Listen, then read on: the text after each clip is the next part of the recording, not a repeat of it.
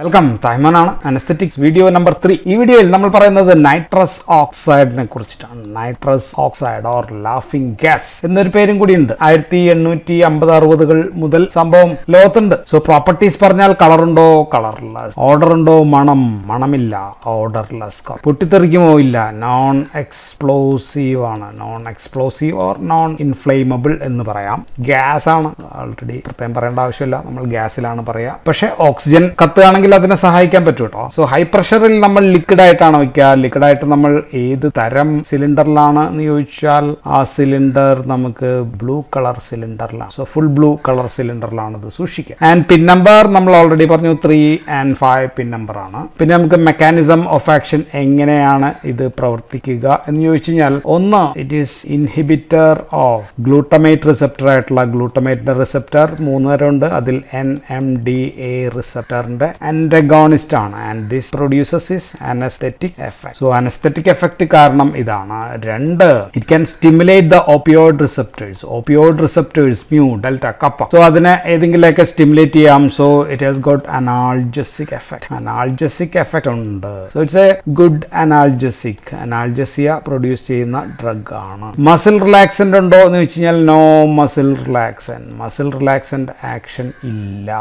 ഇനി നൈട്രസ് ഓക്സൈഡിന്റെ മാക് എത്രയായിരുന്നു? മിനിമം ആൽവിയോളാർ കോൺസെൻട്രേഷൻ നമ്മൾ പറഞ്ഞത് 104, 105, ചില ബുക്കിൽ 110 കാണുന്നുണ്ട്. സോ പൊട്ടൻസി എങ്ങനെയായിരിക്കും? Potency will be low. It's a low potent സംഭവമാണ്. ലോ പൊട്ടന്റ് അനസ്തെറ്റിക് ആണ്. സോ ഫുൾ അനസ്തീഷ്യ ഉണ്ടാക്കാൻ പറ്റുമോ? ഇല്ല. ഇപ്പൊ ലങ്സിൽ മാക് എന്താ നമ്മൾ പറഞ്ഞു കഴിഞ്ഞാണ്, ലങ്സിൽ 100% നിറച്ചാലും ഫുൾ അനസ്തെറ്റിക് എഫക്റ്റ് ഇല്ല. പിന്നെ 104 നിറക്കേണ്ടത്. So it's an add on anaesthetic. Add on anaesthetic മറ്റേ അനസ്തെറ്റിക്കിന്റെ ഒപ്പം ഉപയോഗിച്ച് കഴിഞ്ഞാൽ ഗുണം കിട്ടും. ദെൻ രണ്ടാമത്തെ പ്രോപ്പർട്ടി നമ്മൾ പറഞ്ഞത് ബ്ലഡ് ഗ്യാസ് പാർട്ടീഷൻ കോഫിഷ്യന്റ് ആണ്. എത്രയാണെന്നാണ് പറഞ്ഞത്? 0.47. കഴിഞ്ഞ വീഡിയോയിൽ പറഞ്ഞാണ് ഇതെല്ലാം. സോ ഗ്യാസ് കൊടുത്തു കഴിഞ്ഞാൽ നമ്മൾ ഗ്യാസ് കൊടുക്കുന്നു, ആൽവിയോളയിൽ എത്തുന്നു. ആൽവിയോളയിൽ നിന്ന് വേഗം തന്നെ ബ്ലഡിലേക്ക് പോകും. ആൻഡ് ബ്ലഡിൽ ഇത് സോലുബിൾ ആണോ? ഇൻസോലുബിൾ ആണ്. ഇൻസോലുബിൾ ആകുമ്പോൾ ബ്ലഡിൽ നിന്ന് വേഗം CNS എത്തും. അപ്പോ ലോ സോലുബിലിറ്റി ഇൻ ബ്ലഡ് എന്ന് പറഞ്ഞു കഴിഞ്ഞാൽ fast onset of action. Onset of action is fast ആണ്.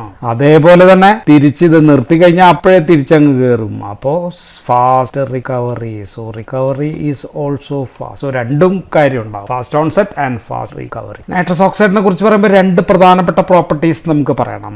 1 ഈസ് സെക്കൻഡ് ഗ്യാസ് എഫക്ട് എന്നാണ് അതിനെ പറയാ. Second gas effect. Second gas effect ഇപ്പോൾ കൊടുത്തു കഴിഞ്ഞാൽ നമ്മൾ പറഞ്ഞു വേഗത്തിൽ അത് ഡിഫ്യൂസ് ചെയ്യും. ഡിഫ്യൂസ് ചെയ്യുമ്പോൾ ആൽവിയോളയിൽ കുറഞ്ഞ് ബ്ലഡിലേക്ക് പോകും. അപ്പോൾ ഇവിടുത്തെ പ്രഷർ കുറയും. സോ അപ്പോൾ എന്ത് ചെയ്യും? ഇത് കൂടുതൽ ഇങ്ങോട്ടേക്ക് കയറിക്കൊണ്ടിരിക്കും. ഏതാ? നൈട്രസ് ഓക്സൈഡ് ഫ്രം സിലിണ്ടർ കൂടുതലേക്ക്. സോ ഇതാണ് കോൺസെൻട്രേഷൻ എഫക്ട് എന്നാണ് ഇതിന് പറയാ. കോൺസെൻട്രേഷൻ ഇവിടെ നമ്മൾ കൊടുക്കുമ്പോൾ ഇത് ബ്ലഡിലേക്ക് വേഗം പോകും. ബ്ലഡിൽ നിന്ന് CNS അല്ലെങ്കിൽ അങ്ങോട്ടേക്ക് പോകും. അവിടത്തേക്ക് പോകുമ്പോഴത്തേക്ക് ഇവിടെ കുറയും അപ്പോഴത്തേക്ക്. അപ്പോൾ ഇതിനൊപ്പം നമ്മൾ മറ്റ് ഗ്യാസുകൾ വേറെ 2 സിലിണ്ടർ കൂടി ഇവിടെ ഇങ്ങനെ നമ്മൾ വെക്കാന്ന് വരിക. ഇതൊരു സിലിണ്ടർ ആണെന്ന് വരിക. സിലിണ്ടർ വരയ്ക്കാമെന്ന് എനിക്കറിയില്ല. ഇത് മറ്റൊരു സിലിണ്ടർ ആണെന്ന് വരിക. സോ ഇത് ഇവിടെ കുറയുമ്പോഴത്തേക്കും ഇങ്ങോട്ടേക്ക് ഈ സിലിണ്ടറിൽ നിന്നും നമുക്ക് കൂടുതലായിട്ട് ഇങ്ങോട്ടേക്ക് ആൽവിയോളയിലേക്ക് അതിനെ വലിച്ചെടുക്കാനായിട്ട് പറ്റും. സോ നമ്മൾ എന്ത് ചെയ്യാന്ന് വെച്ചാൽ നൈട്രസ് ഓക്സൈഡ് കൊടുക്കുമ്പോൾ മറ്റ് ഗ്യാസുകൾ കൂടി കണക്ട് ചെയ്ത് കഴിഞ്ഞാൽ നൈട്രസ് ഓക്സൈഡ് വേഗം ഇങ്ങോട്ടേക്ക് പോകുമ്പോൾ അതിന്റെ ഒപ്പം അല്ലെ, ഞാൻ ക്ലാസ്സിൽ എപ്പോഴും പറയുന്ന എക്സാമ്പിൾ ഇതാണ്. ഒരു പഠിക്കുന്ന കുട്ടി വന്ന് സർ ഇച്ചിരി ലേറ്റ് ആയിട്ട് ക്ലാസ്സിൽ കയറുമ്പോൾ കൂടെ ഒരു ഉഴപ്പനും കൂടി അങ്ങോട്ട് സ്മൂത്ത് ആയിട്ട് കയറി പോകാന്ന് പറഞ്ഞ മാതിരി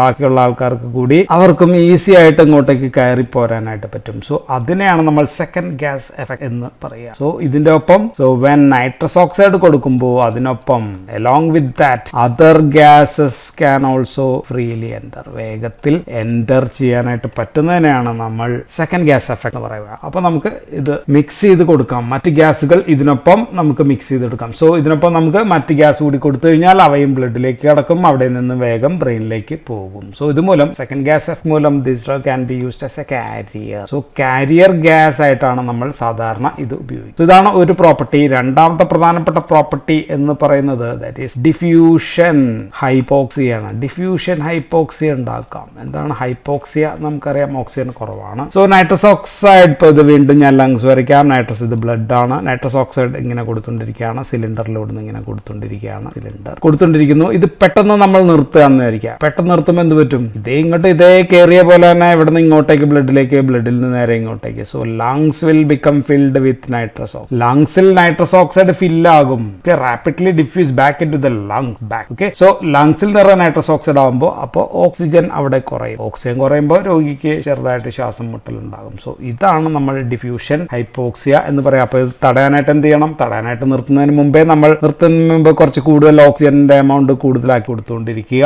അതാണ് ഓക്സിജൻ കൂടുതൽ ലങ്സിൽ നിറയ്ക്കുക. അല്ലെങ്കിൽ പെട്ടെന്ന് നിർത്തി കഴിഞ്ഞാൽ നമുക്ക് കുറച്ച് ഒരു 5 മിനിറ്റ് 5 മിനിറ്റ്സ് അറൗണ്ട് നമ്മൾ 100% 100% ഓക്സിജൻ ലങ്സിലേക്ക് കൊടുക്കുക എന്നുള്ളതാണ് ഇതിനുള്ള ട്രീറ്റ്മെന്റ്. ഇനി മൂന്നാമത്തെ ഒരു പ്രോപ്പർട്ടി, ഇത് രണ്ടുമാണ് പ്രധാനമായിട്ട് പ്രോപ്പർട്ടീസ് ആയിട്ട് പറയാം. എന്നാലും മൂന്നാമത്തെ ഒരു property diffusion into other body cavities. ഞാൻ അതും ഒരു പ്രോപ്പർട്ടിയാണ്. Diffusion of nitrous oxide into body cavities. Body കാവിറ്റീസിനകത്തേക്ക് ഇത് കടക്കും. ഓക്കെ, ശരീരത്തിനകത്തുള്ള ക്ലോസ്ഡ് സ്പേസസ്, എവിടെയെങ്കിലും ക്ലോസ് സ്പേസസ് ഉണ്ടെങ്കിൽ അവിടെയെല്ലാം മരുന്ന് അല്ലെങ്കിൽ ഈ ഗ്യാസ് ഓടിക്കുക. Okay, so we cannot use in pneumothorax എന്ന് പറയുന്ന കണ്ടീഷൻസ്, അല്ലെങ്കിൽ ന്യൂമോപെരിട്ടോണിയം, അങ്ങനെയൊക്കെയുള്ള എയർ കയറി അടയാൻ ചാൻസ് ഉള്ള എല്ലാ പ്രശ്നങ്ങളിലും നമുക്ക് ഒഴിവാക്കണം. ലാപ്രോസ്കോപ്പിൽ ചെയ്യാൻ പറ്റുമോ? ലാപ്രോസ്കോപ്പിയിൽ ചെയ്യാൻ പറ്റില്ല. ബിക്കോസ് ലാപ്രോസ്കോപ്പിയിൽ നമ്മളൊരു ഇങ്ങനെയുള്ള ഒരു എൻവയോൺമെന്റ് ഉണ്ടാക്കുന്നുണ്ടല്ലോ, ക്ലോസ് സ്പേസസ് ഉണ്ടാക്കിയിട്ടാണ് അതിനകത്ത് സർജറി ചെയ്യുക. സോ അതിൽ കൊടുക്കാൻ പറ്റില്ല. ഓക്കുലാർ സർജറി, കണ്ണിനകത്ത് സർജറി, ചെവിയിലുള്ളത്,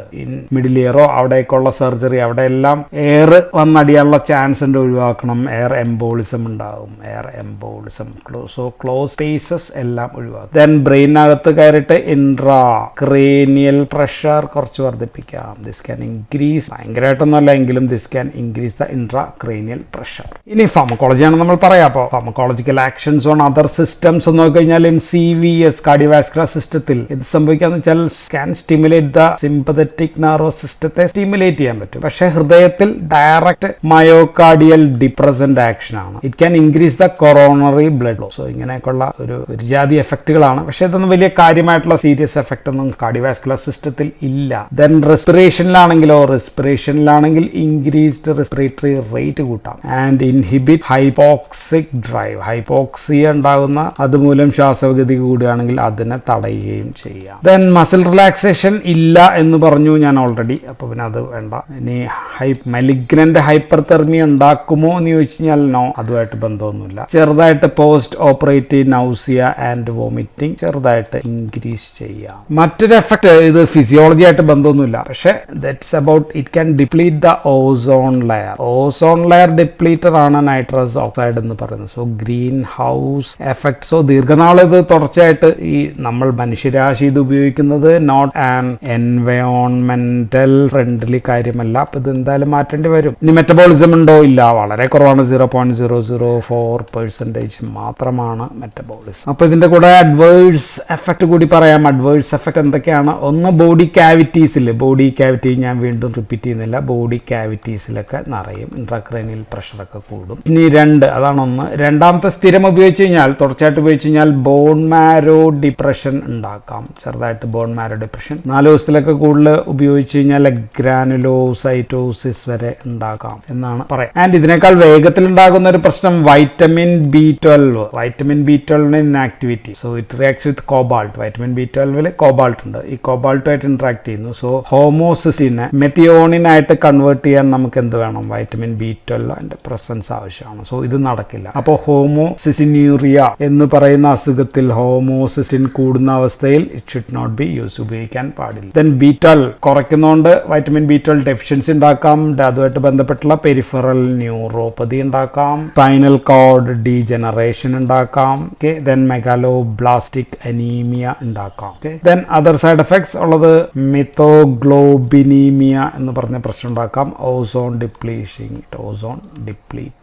അതും സൈഡ് എഫക്റ്റ് ആയിട്ട് എഴുതാം. അപ്പൊ നമ്മൾ എന്തിനൊക്കെ യൂസ് ചെയ്യും എന്ന് വെച്ച് കഴിഞ്ഞാൽ, യൂസസ് ചോദിച്ചു കഴിഞ്ഞാൽ ഒന്ന് കാരിയർ ഗ്യാസ് ആണ്. Carrier gas for oxygen and other gases നമ്മൾ കൊടുക്കുക എന്ന് വെച്ചാൽ, ഇത് നൈട്രസ് ഓക്സൈഡ് ഒരു 66%, ഓക്സിജൻ 33% പ്ലസ് അതർ ഗ്യാസ്, മറ്റ് ഗ്യാസിന്റെ കൂടെ അങ്ങ് അടുത്ത് വിടും. ദെൻ ഇത് വേറെ ഏതെങ്കിലും സർജറിയിൽ ഒറ്റയ്ക്ക് ഉപയോഗിക്കാന്ന് വെച്ചാൽ അനാൾജസിക് ആയിട്ട് ഉപയോഗിക്കാം. അനാൾജസിക് ഇൻ ഡെന്റൽ സർജറിയിൽ ഇത് അനാൾജസിക് ആയിട്ട് നമുക്ക് ഉപയോഗിക്കാം. ഇനി എൻറ്റോനോക്സിനെ കൂടി ഒന്ന് പറഞ്ഞേക്കാം. എൻറ്റോനോക്സ് എന്താണെന്നാണ് പറഞ്ഞത്? നമ്മൾ 50% പ്ലസ് 50% നൈട്രസ് ഓക്സൈഡ്, 50% ഓക്സോ, ഇത് രണ്ടും കൂടി തുല്യമായിട്ട് മിക്സ് ചെയ്ത് കഴിഞ്ഞാൽ, സോ ഇതാണ് ശരിക്കും ലാഫിംഗ് ഗ്യാസ് എന്ന് നമ്മൾ പറയാം. സോ ഇത് തുല്യമായിട്ട് മിക്സ് ചെയ്ത് കഴിഞ്ഞാൽ രണ്ടും കൂടി ഒറ്റ ഗ്യാസ് ആയി. ഓക്കെ, ഒറ്റ ഗ്യാസ് എന്ന് പറയുമ്പോഴത്തേക്കും 2 ഗ്യാസിന്റെ സ്വഭാവമല്ല, ഒറ്റ ഗ്യാസിന്റെ സ്വഭാവമാണ്. സോ ഇതിനെ നമ്മൾ വിളിക്കുക പോയിന്റിംഗ് എഫക്ട് എന്ന് പറയാറുണ്ട്. സോ അപ്പോൾ സിലിണ്ടർ എന്തായിരിക്കും? സിലിണ്ടർ നമ്മൾ ബ്ലൂ സിലിണ്ടർ ആയിരിക്കും ഉപയോഗിക്കുക. ബ്ലൂ സിലിണ്ടർ നമ്മൾ ഉപയോഗിക്കും, പക്ഷെ അതിൻ്റെ നെക്ക് നമ്മളപ്പോൾ വൈറ്റ് ആക്കും. വൈറ്റ് കളർ എൻ്റെ കയ്യിൽ ഇല്ലാത്തതുകൊണ്ട് ഞാൻ തൽക്കാലം അത് എഴുതാൻ പാടില്ല. ഓക്കെ, ഓക്സിജൻ ബ്ലാക്ക് ആണല്ലോ, സോ വൈറ്റ് എന്ന് എഴുതിയേക്കാം, white colour. So shoulder white ആയിട്ടുള്ള ഇതിനകത്താണ് ഉപയോഗിക്കുക. ഹൈപ്പോക്സി ഇല്ല എന്നുള്ളതാണ് അഡ്വാൻറ്റേജ്. അല്ല, ഓക്സിജൻ കൂടെ ഉള്ളതുകൊണ്ട് ഹൈപ്പോക്സി ഇല്ല എന്നുള്ള അഡ്വാൻറ്റേജ് ഉണ്ട്. സോ ഉപയോഗിക്കുകയാണെങ്കിൽ തന്നെ ആംബുലൻസ് സർവീസിലാണ്. ആംബുലൻസിൽ ഉപയോഗിച്ച് കഴിഞ്ഞാൽ ഹൈപ്പോക്സിയ പ്രശ്നങ്ങളില്ല. പല ഹോസ്പിറ്റലുകളും ഇപ്പോൾ ഈ അടുത്ത് 2023 ഞാൻ നോക്കിയപ്പോഴത്തേക്കും പല ഹോസ്പിറ്റലൊക്കെ ഇത് ഉപയോഗം കുറച്ചു അല്ലെങ്കിൽ നിർത്തി സ്റ്റോപ്പ് ചെയ്തു എന്നാണ് യൂറോപ്യൻ രാജ്യങ്ങളിലൊക്കെ. Okay, so that's all in this video about nitrous oxide. Thank you for watching.